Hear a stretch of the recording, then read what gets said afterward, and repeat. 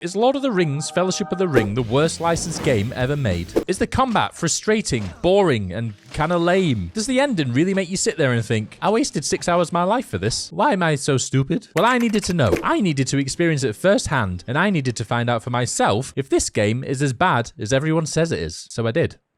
I did that. So the story begins with Galadriel telling the story, because you know how much she loves to do that. She basically tells how Sauron was defeated, Isildur got the ring off him, Isildur lost the ring, then Gollum found the ring. Gollum had the ring that long that it turned him into this little gross freaky man. And then Bilbo stole it off him, because Bilbo is a nice guy. And then we have Gandalf returning from his journeys, where he's been off researching to see if he can find out more about the ring. It starts with basically him and Frodo discussing the ring, and in traditional Gandalf fashion, he manipulates a hobbit into doing something extremely dangerous and life-threatening because, you know, he doesn't want to take the ring and no one else really wants to take the ring. So what better way to try and destroy the ring than to give it to a simple-minded, naive little hobbit who has never walked more than 10 minutes from his house. After convincing Frodo that he must destroy the ring, Samwise Gamgee is pulled from a window because he's nosy like that. He likes to listen to people's conversations through windows quite a lot. This is not good for Samwise because as a punishment for listening to a very secretive conversation, Gandalf forces Samwise to also go on this life-threatening journey, which, you know, Sam doesn't seem too unhappy about because, you know, he'll get to see elves and it'll be really fun and great to get out the house and go for a nice walk. But what Gandalf doesn't tell him is that there is a high probability that he will probably die. So this is Bag End. Here's Frodo in his house. Before we leave the Shire, we have to run some errands. Frodo comes up with the idea that, oh, I can't let anyone know that I'm going on this secret adventure, so I have to pretend I'm selling my house, and I'll change my name to Mr. Underhill, and it'll all be very secretive, and no one will know. So we have a few quests that we begin with. We have to find the Bag End deed, and we have to get the key, and then we have to sell Bag End to Lobelia Sackville Baggins, who is some distant relative of Bilbo and Frodo. So yeah, we have to sell the house to someone that we hate. I also have a stick for some reason. This is Frodo's single line of defense. You know, you're going into a world full of swords and magic spells, and you decide to take a stick, which I don't think will get you very far in Middle-earth, but, you know, Frodo, he's a bit dumb. So yeah, we can also throw rocks as well, which is handy, I guess. We'll find out why that's handy. We walk around Bag End, this massive house that's huge. We find the key to Bag End, and we also find the deed. And once that's complete, we leave Bag End and we go into the Shire where Samwise Gamgee is patiently waiting for us outside. So we have a little conversation with Sam. He basically tells us that he has to go do some gardening one last time because he has an addiction to gardening. He also tells us that Merry and Pippin are at the Green Dragon waiting for us, so we should probably go and see them at some point as well. So this is the Shire. We have some pigs over there, lovely pigs. You know, hobbits, they love a bit of bacon and some tasty sausages every now and then. We wander around and we come across mushrooms. So these mushrooms, these are what restore our health, and you can find them all around, growing around trees and in different areas of the map. Here's the pigs, friendly piggies. I can't hit them. I would love to hit them, but I can't. So we'll just leave. So after a bit of wandering around the Shire, collecting some mushrooms, we come across Ted Sandyman, who is quite a grumpy hobbit. He's not a very friendly individual. He informs us that he's lost a metal pin for his windmill or something. So that's our first side quest, is to find a pin. So I guess we can do that at some point. So this is who we have to sell the house to, Lobelia Sackville Baggins. She's not the friendliest of hobbits yet again. I feel like everyone that interacts with Frodo seems to hate him for some reason. No one really likes him. We give her the deed to the house and it's done. We're done. We've sold the house to Lobelia. She doesn't give us anything for it, so we didn't really sell it to her. We don't get anything in return. She didn't give us any money. She just took the deed, so we didn't sell it. We gave her the house. We gave away the house, and I'm sure Bilbo, who hates the Sackville Bagginses, will be very, very happy about that we did that, and I can't wait for us to tell him that we just gave his house away. So this is the Green Dragon pub, or the Green Dragon Inn. This is where we're supposed to meet Merry and Pippin, who are standing over here in this corner. They tell us that we're going to go to Old Maggot's farm and rob him. We'd love it if you came along and helped us rob him. So we'll probably go see them later. After running around a bit more, we find this kid who we stop if he'll talk to us. Can you talk to us, please? Can you stop? Stop! Stop in the name of the Frodo! I'm trying to catch him. He won't stop. I'm trying to hit him. We can't hit him. You won't. There we go. We got him. So we find out that this kid is actually the kid who stole the pin for the mill. After catching him, he tells us that the metal pin, he threw it and it got stuck on the roof of a barn on a weather vane or something. So now we have to go find that. The only weather vane that I could find was on this farm. So we climb up this ladder and we can see that behind us, there is a weather vane up there. What we have to do is we have to throw a rock at the weather vane, and then this knocks the pin out, which we get from the farmer. He gives us the pin, and then we take the pin back to Ted Sandyman, and we run towards Ted Sandyman, who's still looking in the same spot he's been looking in for the past 3 hours. And he seems quite happy that we got it for him. He actually thanks us. So we did all that for absolutely nothing. He didn't give us anything. I was expecting at least a mushroom or something, you know. After we did that side quest for absolutely no reason, we have to go back to Bag End and collect the one ring. Now that we've sold the house, we can leave. So you've probably realized, but this game isn't actually based on the Peter Jackson movie trilogy. It's actually just based on the books. It came out around the same time as the first movie. I think it came out in 2003, this game. But because it's based on the books, it actually includes things that aren't in the movie. In the game, we come across Tom Bombadil, who I absolutely hate. I hate him in the books. He's my least favorite character. He's so annoying. All he does is sing all the time. He's horrible. And anyone who loves Tom Bombadil, you're wrong. He's not a good character. There's a reason why Tom Bombadil isn't in any of the other adaptations. He's not in any of the movies. He's not in any of the old animated movies from the 70s either. Because he's just annoying. He's just an annoying character. Look how annoying he is with his yellow boots and his stupid hat. We get back to the Shire and we find the ring in this chest. No, not this chest. Sorry. We find the ring in this chest. So now we're ready to take the one ring to Rivendell. We put the ring on to see, you know, what it does. And it turns us invisible. And I can see my eyes in the back of my head, which is kind of weird. And you notice this meter up in the top right. This is our purity. So we can only be invisible for a limited amount of time. But also this gold bar will go down and our purity will decrease. And the only way to fill the purity back up is to do different side quests and stuff like that, which we don't really care about because honestly, we don't use the ring that often in this game. It's completely optional. There's only one scenario that I can think of where it tells us that we need to use the ring. All other occasions that we use the ring is completely optional and we don't have to do it. So you could probably play this full game without even using the ring once, which is ridiculous. Once we leave Bag End, it's nighttime because it took us that long to find the ring. And we come across a Nazgul ring wraith sitting on top of his pony, talking to the old gaffer looking for Mr. Baggins. And he's asking questions. He's like, where did Baggins go? Where is he? Where's Mr. Baggins? I need to know where Mr. Baggins is. Tell me. When we're literally stood right here and I'm pretty sure he's looking at us. So this is where we come to the most annoying section of the game, which is the stealth. This is the worst part of this game. It really is bad. The stealth mechanics in this game are shockingly bad. It's impossible. So we try so many times to get past these Nazgul, and every single time we think we're making progress, this Nazgul just comes out of nowhere and catches us. It must have taken me about maybe 30 minutes to get the hang of this. Even if you're miles away, they'll still catch you and you get this little cutscene, then it's game over. You have to start all over again. I don't even know how many attempts this took. It took me so long to do. But eventually, I figured out, you know what? I'm not gonna sneak, because sneaking is what's getting me killed. I just had to sprint across to this barn where the weather vane was before, and just kind of sneak around and hide behind this, what looks like a chicken coop or something, and just kind of wait for him to go back and forth. And then when he runs past, then we just make a run for it. We just sprint as fast as we can. It's not really about sneaking, it's just about avoiding. And I don't really know why it's so hard to sneak past these Nazgul, because they don't even have any eyes. I think sense of smell is their primary sense that they use to detect things. So I feel like if Frodo actually wore some shoes or like took a shower or something or wore some deodorant, then this wouldn't be as difficult as it actually is. We come across another Nazgul and he's stood on this bridge. It's at this point where we have to start using our rocks. We throw a rock over there and the Nazgul's like, hey, what's that noise over there? I'm gonna go investigate that. And then we run across the bridge and we escape. We escape the Nazgul. So we come across the sheriff, not the sheriff, the sheriff, who's being attacked by a wolf. And this is where we get our first taste of combat in the game. And you know, the combat's pretty simplistic. All you do is hit the same button over and over again. We just hit him with his stick, or at least we try to. We get hit a couple of times as well. Honestly, it's so hard not to get hit with this combat. But we just beat this wolf up with our stick, and eventually he dies, and our purity increases, as you can see. And after that, the sheriff is extremely thankful for the fact that we saved him and stopped him from being turned into a tin of pedigree chum. So this is the point I was mentioning before. A bunch of wolves appear, too many for us to fight. This is the only point in the game where the game suggests that you use the ring. So we used the ring, annoying. I don't really think we have to because we can probably outrun them anyway, but we use it just because the game tells us to. After that, we do come across another Nazgul on the outskirts of the Shire, and we just do the same thing again where we just like throw a rock, he runs past, and then we just, you know, go.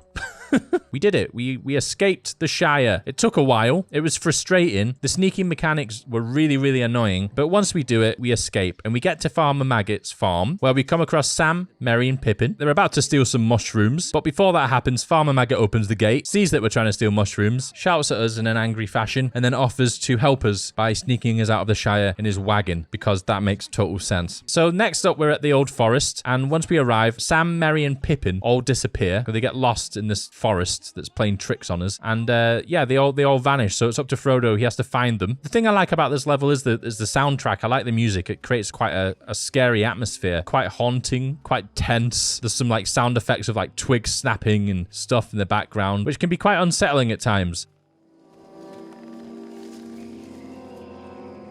This level also has these enemies, which are giant spiders. Who doesn't love fighting a giant spider with a stick and sending him flying? I mean, this level's pretty straightforward. We just wander around killing spiders until we find Merry, Pippin, and Sam one at a time. We just find them all. They're not very good at following us. They're very, very slow. Like, I'll look behind me and Sam and Pippin are just like miles away in the distance, and I'll have to like wait for them to come, and it's just, you know, it takes a lot longer than it should just because of that fact. So after we find them, Sam, Merry, and Pippin get really sleepy all of a sudden underneath this willow tree, also known as Old Man Willow. So this bit is in the book. It's not in the movie. So this is one of the parts that they took out of the movie because obviously it involves Tom Bombadil, the most annoying character known to man. And this is our first boss fight. We have to fight against Old Man Willow. So this boss fight, what we have to do is he'll like try and stomp us with his fists. And these fists will hit us even though we're nowhere near them. And it's really hard not to get hit. Like, it's really difficult. And if we go too far back, these little spikes will pop up as well to trap us in. So it's really, really hard not to get hit by this. So we just have to like hope. Sometimes he'll hit the fist far away from us. It's very kind of unpredictable and inconsistent, but we have a lot of mushrooms to heal us, so it's fine. So we just have to like hit his fists a bunch of times, and then eventually one of them snaps. And then Tom Bombadil appears with his stupid yellow boots, and he asks us, you know, what's wrong? What's going on? And I'm like, well, you know, my friends are literally being eaten by a tree. And then he sings this song, which for some reason causes the tree to spit out the hobbits, and the tree goes to sleep. You should not be waking, eat earth, drink water, go to sleep. Bombadil is talking. Yeah, so that's Tom Bombadil. So after Tom Bombadil shows off his mediocre singing voice, he tells us that he needs to find some lilies for his wife Goldberry, and we have to help him do it, and we'll get a nice meal as a reward. So this quest is pretty simple. We just have to run around. After that, we come to Tom Bombadil's house. You know, we have a little chat, we have some dinner, it's nice. Before we leave the next day, he tells us, if you're ever in any danger, you should sing this annoying song, and I'll come and save you. Oh, Tom Bombadil, oh, by water, wood, and hill, by the reed and willow, by fire, sun, and moon. Hearken now and hear us, come Tom Bombadil, for our need is near us. Yeah, so you can understand why I hate this guy so much. So after Tom Bombadil, we come to the Barrow Downs, which is a scary place. Again, not in the movies, but it is in the books. And again, Merry, Pippin, and Sam have gone missing, and it's up to Frodo to yet again find them. So we have to do the same thing again, and I fall. When I first started this level, I was like, oh, look at all these ghosts. I have to fight them. And they take ages to kill. And that's what you have to do. You have to kill all the enemies. Because I have this thing when I play games, whenever I come across an enemy, I have to defeat them, no matter how many there is. So I do that, and I end up using a lot of mushrooms in the process. And then I come to the last part where we go into the actual mound, the Barrow Down, whatever it's called, and we come across this zombie guy. And I don't really know what to do at this point. I feel like I just have to hit him with my stick. And I put the ring on so he can't see me. So yeah, I don't really know what to do. He like attacks me with his like garlic breath. I glitch out and then die. And then I see it will take a special weapon to stop this thing. And I think, maybe I'm not supposed to use my stick anymore. Maybe there's something else that I'm supposed to do. And then it's at this point that I realized, you know what? I don't actually have to fight these ghosts. I just run past them all. I don't need to fight them. I just run past and I get back to this zombie boss guy. And I see that there's a chest up there. So I go up to the chest, and inside I find myself a dagger, which is the weapon that we should be using for this boss fight. fight, which I didn't know at first. I wasted a lot of time with the stick. And then eventually, after hitting him a bunch of times, I get desperate and I sing the stupid Tom Bombadil song, and he comes and he sings again, unfortunately. I'm not really sure why his singing has the power to defeat so many different types of enemies. Get out, old white, vanish in the sunlight, shrivel like the cold mist till the world is mended. Out into the barren lands far beyond the mountains. Come never here again, leave your barrow empty. Lost and forgotten be, darker than the darkness, where gates stand forever shut till the world is mended. All right, Tom, that'll do. We know you love to sing, but that is enough for one day. So with that, Tom defeats the Barrow White zombie guy, and Tom Bombadil says bye, and that's the end. We say bye to Tom. So next on the agenda, we come to Bree, which is the town of men, where men live. We begin in this quaint little inn where Frodo and his friends have to book a room for the night. There's no one at the desk to begin with, so we run through to the restaurant area, where we have a few shady characters. We come across this gentleman who tells us that we have to check in with the innkeep. After he tells us that, we have to walk back to where we were, to the reception that was previously empty, to check in. I'm not really sure why the game did this, but it did. So this is the innkeep, Barleyman Butterbur. He does have some nice hobbit-sized rooms available for us to sleep in. And he's also a massive racist. Nob, you woolly-footed slowcoach, where are you? Here, sir. Here I am. Frodo's a bit shocked by the whole situation. I don't really know what to make of that, so I just leave. So after we checked in, we go back to the bar, and Pippin, being the idiot that he is, starts talking about the ring and Bilbo and just not thinking about what he's saying at all. And this guy who we spoke to before, who's actually Aragon, by the way, this is Strider, he tells us, do something about your stupid friend. And then Frodo thinks, I know what to do. I'll do a little dance on the table. That's how I'll stop this awkward situation. I'll dance on the table and sing like an idiot. And when he does this, he falls off the table and somehow the ring ends up on his finger. He goes invisible and ends up making the situation even worse. So after this, Aragon's like, hey, I'm Aragon. I'm friends with Gandalf. You stay here. I need to go and do something. And at this point, we get to play as Aragon, which is amazing. I didn't think we get to play as other characters in this game, so I like the fact that we get to play as Aragon. So basically what's happened is Merry's gone for a walk. Yeah, Merry's gone missing again for a third time. So Aragon has to go and find him before, the ring wraiths get here or whatever. So we walk around and we come across some people. They're like, hey, I heard there's a ring here. I'm here for the ring. So combat with Aragon, it is a bit better because you can block with your sword and you got a bow and arrow, which is cool. It doesn't mean I'm good at it though. I still lose most of my health trying to fight this guy, but I do get used to it eventually. The combat is quite repetitive. It's not really engaging in any way. Unlike the hobbits, Aragon doesn't use mushrooms to refill his health. He uses cram, which I'm not really sure what cram is. My first guess is that it's just ham that's a bit crap, hence the name cram. Upon closer inspection, it turns out it's just bland bread. So yeah, that's what cram is. We find Merry in this little corner, minding his own business. Not really sure what he's doing there. And then we tell him he has to come back, follow us. We fight some wolves along the way. We fight another guy along the way. So Aragon says he needs to collect some items to make hobbit decoys. He has to collect some logs, some melons. I think there was some straw that he also had to collect. I don't know. It's really over the top. I don't think he needs all these items. He could have just used some pillows or something. He's really into his arts and crafts, and he really wants to make some fake hobbits and prove to the hobbits that he's really crafty and good at making things in a pinch. So yeah, that's what we have to do. Once we collect all the items and kill a bunch more people, Aragon creates these decoys in the beds, and the ring wraiths are so angry. They're so furious by this. They can't believe they've been fooled by Aragon and his amazing crafty talents. They're so angry. And then at this point, Aragon and the hobbits use the opportunity to leave. So we're still playing as Aragon. We're just fighting a bunch of wolves. So this level, we just run around, killing a bunch of stuff, waiting for the hobbits who are really slow. This is also where we come across orcs for the first time, which is cool. So yeah, we run through, killing a bunch of orcs. And then we get to Weathertop at this old abandoned thing. It's called Weathertop. I don't know what it used to be before. Maybe a lookout tower or something. I can't remember. But it's here that they find a message from Gandalf. This is also in the book, by the way. It's not in the movies. They find a rock with the letter G and a 3 on it. And from this, they deduce that this must be Gandalf and that he was here on the 3rd of the month. I mean, he could have left a little piece of paper rolled up underneath the rock with some more details on it. But no, he just scratched G3 into a rock. dark, hoping that we'd be able to decipher what that means. After that, we come across our first troll. This is the troll. I don't really want to get near him. So what I do is I just run around shooting him with arrows, and then I eventually kill him. So it was pretty easy. Frodo and Sam are so amazed by this. And then we get back to the camp, and this is where we see a really cool cutscene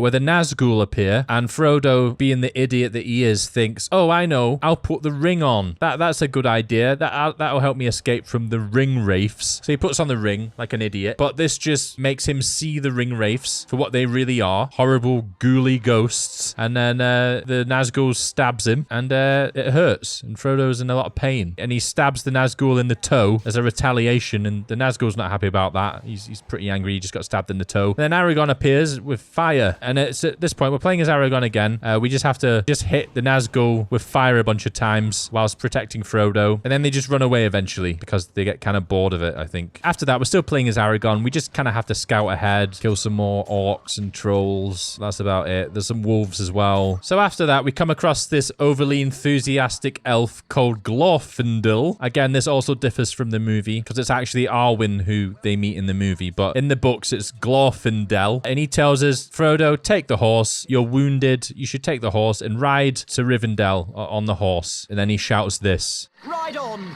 Norolim Asfaloth! And then we get this cool cutscene where Frodo's running away from the Nazgul. Then the river turns into a bunch of horses, like in the movie. The Nazgul get washed away. At this point, I'm like, what the hell am I looking at? What is this? Oh, it's the room. Why can I walk through everything in the room? I can't talk to Gandalf. I'm walking through all the walls. Nothing's solid. I'm inside the table. And then I just like fall through the wall out of the world and die. And I'm really confused by this. I don't know what the hell is going on. I feel like the game's broke. So we go back to where we were. We do that cutscene again with a river, and then we go into a cutscene in that room where Gandalf is talking. So what actually happened was there was a glitch where this room isn't actually playable. It's just solely there for a cutscene, but for some reason I got to run around it and fall through the walls and stuff like that. We're in Rivendell now, where they form the Fellowship. Elrond's there, Legolas is there, there's Gimli, Boromir, he's also there. Initially, Frodo was only supposed to take the ring to Rivendell. That was supposed to be his journey, but it's at this point where he's once again manipulated into taking the ring all the way to Mount Doom. No one else wants to take the ring. Only Frodo can, because he's small and hard to see, and he can sneak quietly past Nazgul, according to Gandalf. So Rivendell's pretty boring. We just talk to a bunch of people. We do meet Bilbo, though. He's old now because he doesn't have the ring anymore. He started to age. At this point, he gives us the mithril vest, which he got on his adventures to the Lonely Mountain. And he also gives us Sting, which is his sword, and it glows blue when there's orcs nearby. So after Rivendell's out the way, we carry on our adventure, and we're with everyone. The whole Fellowship's here, and we get to play as Gandalf, which is amazing. I'm so happy that I get to play as Gandalf. Gandalf's cool. He has a bunch of spells that you can use. He has this fire spell. He has lightning. He has like this cool staff strike where he like bangs his staff on the ground in a dead angry way. He also has his sword Glamdring, which he can use in like melee combat. Overall, Gandalf is the most powerful character that you get to play as. So at this point, we're making our way to the Mines of Moria because they feel like that's the only route that they can take. They did try taking the snowy mountain. I can't remember the name of it, Caladras or something like that, but they weren't able to pass. There was a blizzard. So they feel like the only route they can take is through the Mines of Moria. So we're playing as Gandalf. We're just running around, killing a bunch of stuff, killing a bunch of orcs with spells, and there's a bunch of wolves as well. Not much different from anything else that we've done already. And then after running around for a bit, we come to the door, which is the Mines of Moria door, where it says, speak friend and enter. Gandalf has a bit of a brain fart at this point because he doesn't really know what to do, and he starts thinking of all the different passwords that it could be. Meanwhile, this horrible octopus lake guardian thing, I can't remember what it's called, attacks, and we have to play as Aragon. All we have to do at this point is just shoot its arms a bunch of times, and then eventually it gives up. And then Gandalf realizes that the speak friend and enter means that you actually just have to say the word friend, the elvish word for friend, which apparently is melon. So that gets us into the Mines of Moria. The Mines of Moria, they are probably the most annoying part of the game because they just seem to go on forever, and it's just you running around killing a bunch of orcs. At this point in the game, I do realize that when you knock an enemy down on the floor, you can actually do a finisher move where you stab the end of your stick into them, and it makes this kind of squelchy noise, which is kind of cool. But yeah, other than that, nothing new really. We just kind of run around, hit a bunch of switches, open a bunch of doors, kill a bunch of orcs. It takes a while. Gimli's with us. He's helping us out this time. So after running around Moria for a a while. We come to this puzzle, which took me ages to figure out. I felt like such an idiot. You have these 4 buttons, and when you push one of the buttons, the lasers turn on. And I was like, do I have to push these in a specific order? Like, what do I have to do? How do I do this? And then, like, about 20 minutes later, I realized that I'm actually an idiot and that you're just supposed to push these blocks onto the buttons and turn them all on at the same time. So that was the challenge. So we discovered that Balin, who was one of the dwarves that went back to Moria to try and reclaim it, he died, and all the other dwarves died. They were all killed by the orcs. And then shortly after this, we come across the dreaded Balrog, which doesn't look as cool as it does in the Peter Jackson movie, but it looks pretty similar. So the Balrog, he will like shoot you with fire, and it's really hard not to get knocked down by this. I was getting knocked down every 5 seconds. He kept hitting me and hitting me. I did die the first time, but you just have to time it right. I was just shooting him with my lightning over and over again, and then when you hit him with your lightning, you kind of stun him, and then at this point you just run up and beat on him with your sword a few times. You do that a few times, and then it will go to this cutscene where the Balrog actually looks completely different to what it looks like in the game.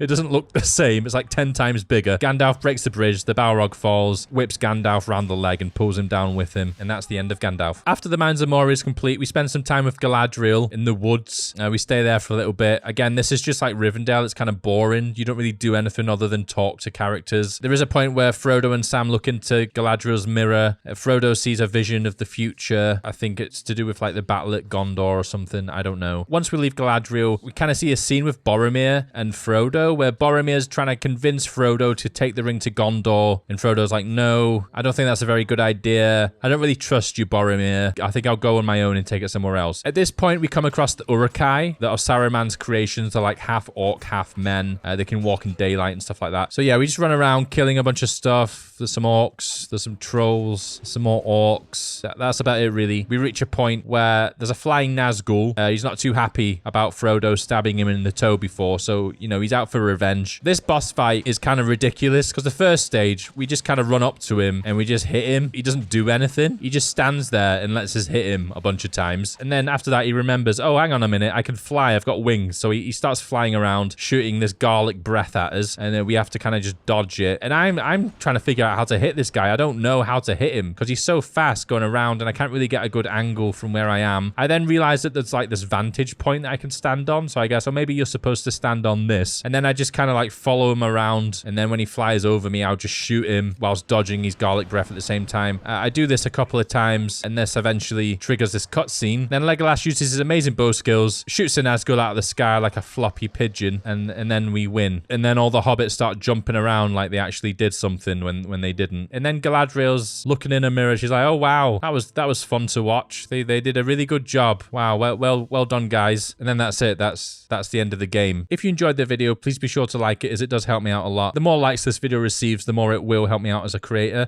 Also, if you do want to see more, I do have an entire series called Worst Licensed Game Ever, where I basically just play shitty licensed games and then just rank them against each other based on how shitty they are. In terms of this game, Lord of the Rings, Fellowship of the Ring, I wouldn't say it's the worst game I've ever played, but it is pretty bad. I'd say it was okay. I'd probably give it a 6 out of 10. But yeah, that's it. Thank you so much for watching, and I'll see you in the next one. Bye-bye.